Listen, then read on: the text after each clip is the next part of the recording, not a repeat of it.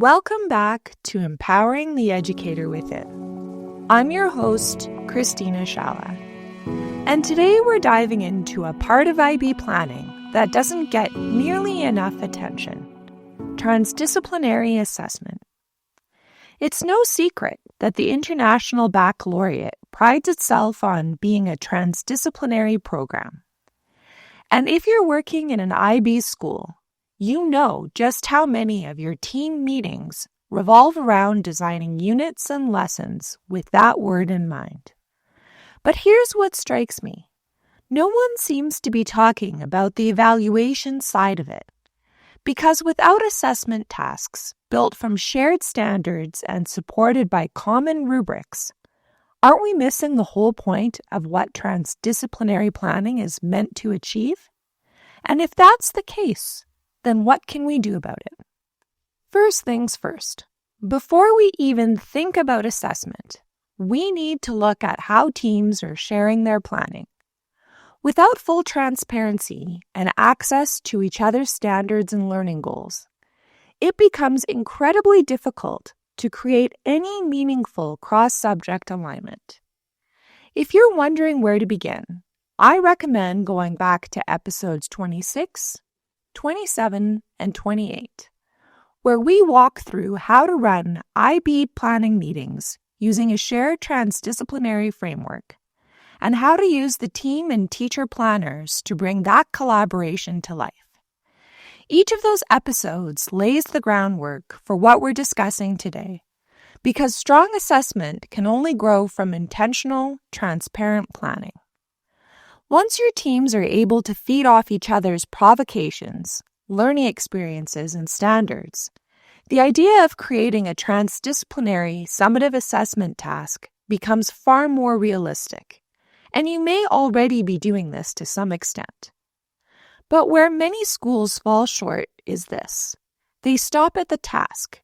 What's often missing is a shared understanding of which standards are being met and how those standards will be evaluated. Let's say you're working with your team, and your thematic unit is who we are. The team decides that the summative project will be a story about the student's family, written, illustrated, and presented. Sounds simple, but here's where it becomes powerful. In language arts, students write and illustrate their stories. In math, they work on sequencing by numbering the pages. In performing arts, they rehearse and act them out. In visual arts, they make puppets to support the dramatization. In foreign languages, they translate their stories into another language. And in PE, they explore the emotions in those stories through movement. These are all wonderful creative contributions, but too often, each teacher evaluates their own portion in isolation.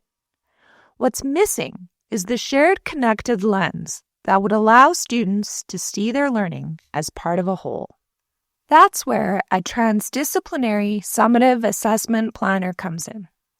This isn't just a form to tick off. It's a collaborative thinking tool. As a team, you brainstorm assessment task ideas, then document which standards each teacher will address, which connections can be made, both prior knowledge and global, and how learner attributes and attitudes will play into the task. There's also a space to flag where transdisciplinary standards might be met across subjects. For instance, writing and oral presentation standards from language arts might appear not only during writing sessions, but in performing arts or unit of inquiry time as well.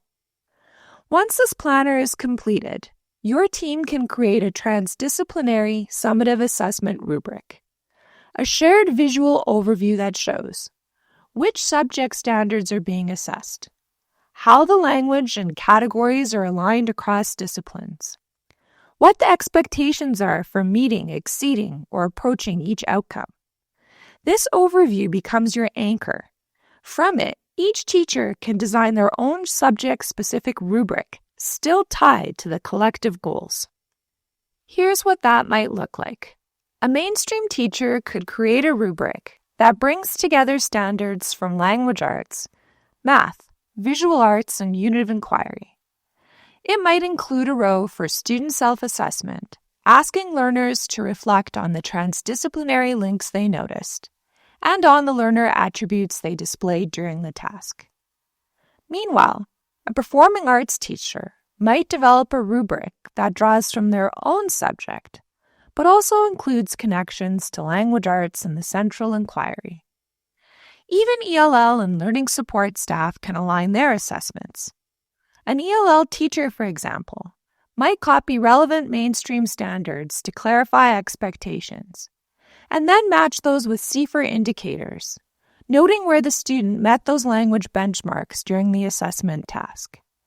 The key here isn't perfection, it's visibility and intentionality.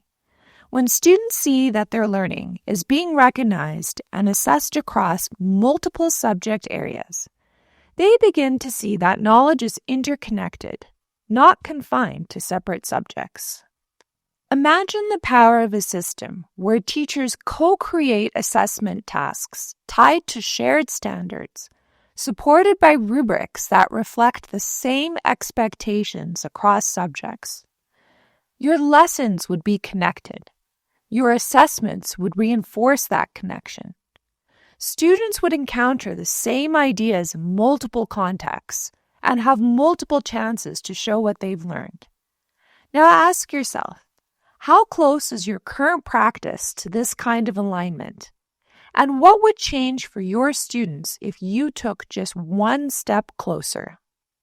If you're ready to move from fragmented assessment to truly transdisciplinary evaluation, you'll find the planners and rubrics mentioned in this episode on the education blog at shalabooks.com and in editable format on ESB Planners, our digital platform for structured collaborative planning.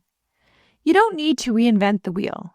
You just need a system that makes collaboration visible and assessment truly transdisciplinary.